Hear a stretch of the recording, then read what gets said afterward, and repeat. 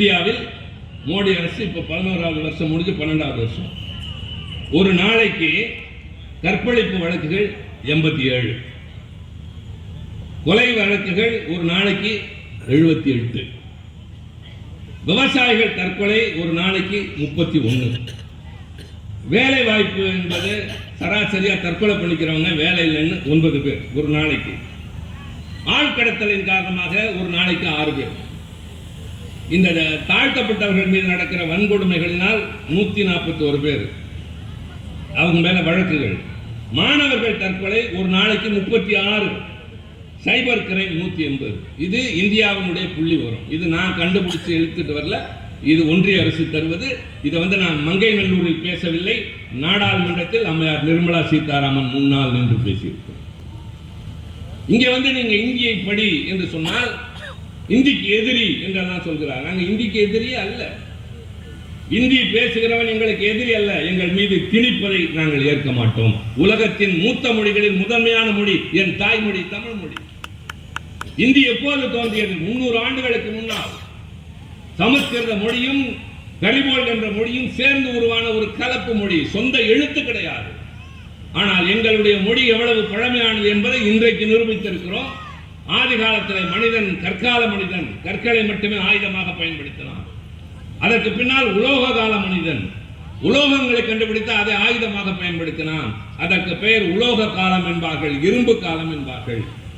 முதலாக தமிழன் 5360 ஆண்டுகளுக்கு முன்னால் இரும்பை பயன்படுத்தி ஆயுதங்கள் செய்திருக்கிறான் என்று கண்டுபிடித்திருக்கிறோம். அந்த தமிழன் பேசிய மொழி நம் தாய்மொழி தமிழ். அதற்கு மாற்றாக இதுவா?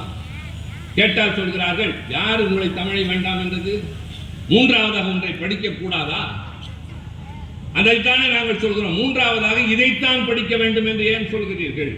உத்தரப்பிரதேசத்து மாநிலம் தான் இருப்பதிலே பெரிய மாநிலம், 82 நாடாளுமன்ற உறுப்பினர்களை கொண்ட மாநிலம். அங்கே இந்த ஆண்டு நீங்க எல்லாம் குறிச்சு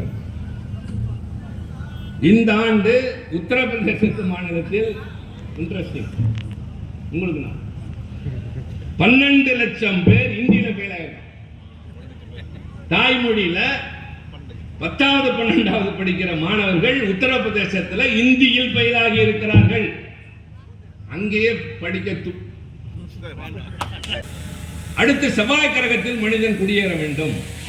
அங்கே குடியேற வேண்டும் என்றால் அதற்கு ஆதாரமான பொருட்கள் நிலவில் தான் இருக்கிறது. நிலவில் இருந்து கொண்டு செல்வதற்கு ஏற்ற பகுதி நிலவின் தென் துருவம். இவ்வளவு ஆராய்ச்சி செய்துவிட்டு முதலாக உலகத்தின் முதல் விண்கலம் சந்திராயன் 3 நிலவின் தென் துருவத்தில் இறங்குகிறது. உலகமே கைத்தட்டுகிறது இந்தியாவை பார்த்து. அந்த திட்டத்தின் இயக்குநர்கள் விழுப்புரத்தை சார்ந்த வீரமுத்துவேல், திருச்சியை சார்ந்த சங்கரன், 2 பேரும் தமிழர்கள். அடுத்து சூரியனை ஆய்வு செய்ய ஒரு விண்கலம் போகிறது, ஆதித்யா 1 வெற்றிகரமாக போய் தகவல்களை அனுப்பி கொண்டிருக்கிறது. அதனுடைய இயக்குனர் செங்கோட்டையை சார்ந்த சுல்தானா என்ற இஸ்லாமிய பெண்மணி, தமிழ் பெண்மணி. அக்கினி 5, அக்கினி 1 பிதாமகன் டாக்டர் அப்துல் கலாம். அக்கினி 5 5000 கிலோமீட்டர் சென்று தாக்கக்கூடியது. அதை வெற்றிகரமாக ஏவி விட்டார்கள். அதனுடைய இயக்குனர் தமிழ் பெண் சங்கரி. மங்கைநல்லூரில் சொல்லவில்லை மக்களே, நான் நாடாளுமன்றத்தில் சொன்னேன், மிஸ்டர் ஹோம் மினிஸ்டர், இவர்கள் அத்தனை பேரும் தமிழர்கள், அரசு பள்ளியில் படித்தவர்கள், தமிழ் வழி கல்வி படித்தவர்கள். அடுத்துதான் சொன்னேன், none of them know either Hindi or Sanskrit. இவர்கள் யாருக்கும் இந்தியும் தெரியாது, சமஸ்கிருதமும் தெரியாது.